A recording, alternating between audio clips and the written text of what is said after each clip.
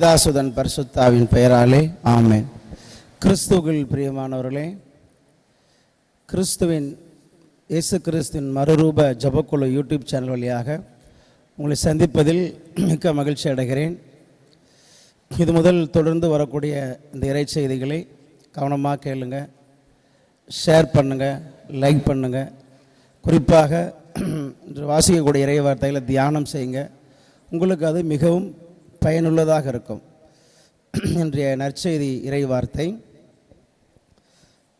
யோவான் நற்செய்தி 20வது அதிகாரம் இறை வார்த்தை 19. அன்று வாரத்தின் முதல் நாள், அது மாலை வேளை. யூதர்களுக்கு அஞ்சி சீடர்கள் தாங்கள் இருந்த இடத்தின் கதவுகளை மூடி வைத்திருந்தார்கள். அப்போது இயேசு அங்கு வந்து அவர்கள் நடுவில் நின்று, உங்களுக்கு அமைதி உரித்தாகுக என்று வாழ்த்தினார். இது கிறிஸ்து வழங்கும் வாழ்வு தரும் நற்செய்தி. கிறிஸ்துவே உமக்கு புகழ். கிறிஸ்துவுக்குள் பிரியமானவர்களே, உயிர்த்த இயேசு சீடர்களை பார்த்து சொன்ன வார்த்தை, யூதர்களுக்கு அஞ்சு இருந்த சீடர்களை பார்த்து சொன்ன வார்த்தை, உங்களுக்கு அமைதி உரித்தாகுக. கிறிஸ்துவுக்குள் பிரியமானவர்களே, இன்று உலகத்தில் எவ்வளவு பணம் இருந்தாலும் எவ்வளவு செல்வம் இருந்தாலும் அமைதி இல்லையில் ஒன்றுமில்லை. கடவுளின் ஆசீர்வாதம் என்று சொல்வது என்னன்னா, பொன்னும் பொருளும் அல்ல. இந்த உலகத்தில் பொன்னும் பொருளும் கிடைத்துவிடும். ஆனால் கிடைக்க முடியாத ஒன்று, மனிதரால் கிடைக்க முடியாத ஒன்றுதான் ஆசீர்வாதம் என்று பெயர். அது இயேசு கிறிஸ்து கொடுக்கிற ஆசீர்வாதம். அது என்னன்னா அமைதி. அப்போ அமைதி என்ற ஆசீர்வாதத்தை இயேசு கிறிஸ்து மட்டும்தான் தர முடியும். உலகத்தில் வேறு எந்த மனுஷனும் அமைதியை கொடுக்க முடியாது. யூதர்களுக்கு அஞ்சு இருந்த சீடர்களை பார்த்து ஆண்டவர் சொன்ன வார்த்தை, உங்களுக்கு அமைதி உரித்தாகுக. இந்த இறை செய்தியை கேட்கிற உங்கள் குடும்பத்திலும் நீங்கள் அமைதி இழந்திருக்கலாம். இன்று நிறைய குடும்பத்தில் சமாதானத்தை இழந்துட்டு இருக்கிறோம், அமைதி இல்லாமல் இருக்கிறோம்.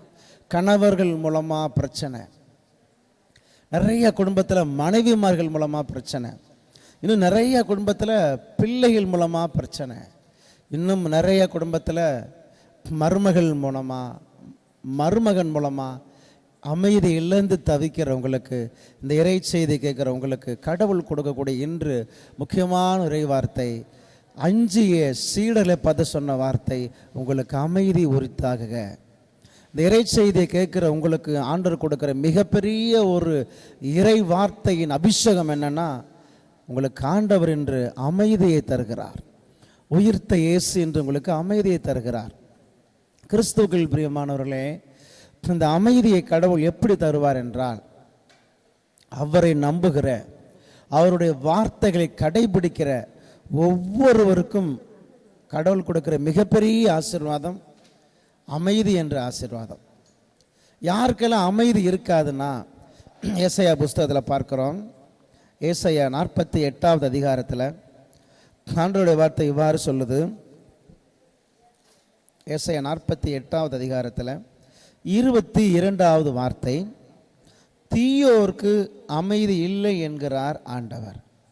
அப்போ அமைதி யாருக்கு இருக்காது, எந்த குடும்பத்தில் இருக்காதுன்னா, தீயவர்களுக்கு ஒருபோதும் குடும்பத்தில் அமைதி இருக்காது என்று ஆண்டவர் தெளிவாக சொல்லுகிறார். எனவே கிறிஸ்துக்கள் பிரியமானவர்களே, தீய வாழ்க்கையில் வாழ்ந்து கொண்டிருந்தால் நாம் அமைதியை இழந்து விடுவோம், சமாதானத்தை இழந்து விடுவோம். எனவே இந்த இறை செய்தி கேட்குற நாம் தீய வழிகளிலிருந்து மனம் மாறி ஆண்டவர் கொடுக்கிற அமைதி என்ற ஆசீர்வாதத்தை பெற்றுக்கொள்வோம். அதே ஆண்டவருடைய வார்த்தை ஏசாயா 51வது அதிகாரத்தில் ஆண்டவருடைய வார்த்தை பாருங்கள், ஆண்டவர் தெளிவாக சொல்லுகிறார்.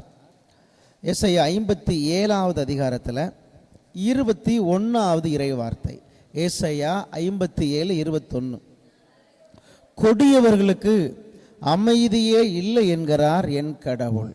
பாருங்களேன், கொடூரமான பாவம் செய்து வருபவர்களுக்கும் கொடூரமானவர்களுக்கும் அமைதியே இல்லை என்கிறார் ஆண்டவர். எனவே இந்த இறை செய்தியை கேட்கிற நாம் கொடூரமான பாவிகளாக வாழ்ந்து கொண்டிருந்தால், ஆண்டவர் சமூகத்தில் மனம் திரும்புவோம்.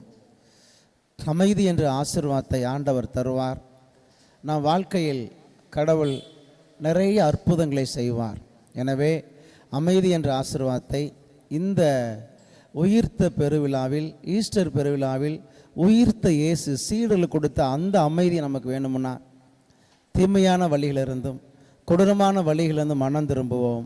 ஆண்டவர் நமக்கு ஆசீர்வாதத்தை தருவார். அப்படியே நாம் ஜெபிப்போம். மிகவும் பரிசுத்தரான தெய்வமே, யோவான் நற்செய்தி 14:27 வார்த்தையில், என் அமைதியை உங்களுக்கு விட்டு செல்கிறேன், நான் கொடுக்கும் அமைதி உலகம் கொடுக்கும் அமைதி போன்றது அல்ல என்று சொல்லி உங்கள் அமைதியை விட்டு சென்றீரே. அந்த அமைதியை அப்பா இந்த இறை செய்தியை கேட்டு கொண்டிருக்கிற ஒவ்வொரு பிள்ளைகள் குடும்பத்திலும் தாங்கப்பா. அமைதி இழந்து, சமாதானத்தை இழந்து, ஒவ்வொரு நாளும் கண்ணீரோடும் கவலையோடும் வாழ்ந்து கொண்டிருக்கிற ஒவ்வொரு பிள்ளைகள் குடும்பத்திலும் இன்று இயேசுவின் நாமத்தினால் அமைதி, சமாதானம் இரட்டிப்பாய் உண்டாகட்டும். என் தேவன் தாமே சீடர்களுக்கு கொடுத்த அதே அமைதி, சமாதானத்தை இந்த இறை செய்தி கேட்கிற ஒவ்வொரு பிள்ளைகளுக்கும் இரட்டிப்பாய் தருவீராக. தந்ததற்காய் கோடான கோடி நன்றி செலுத்துகிறோம். எங்கள் ஆண்டவரும் இரட்சகரும் ஆகிய இயேசு கிறிஸ்துவின் மூலம் ஜெபிக்கிறேன் பிதாவே. ஆமேன், ஆமேன், ஆமேன்.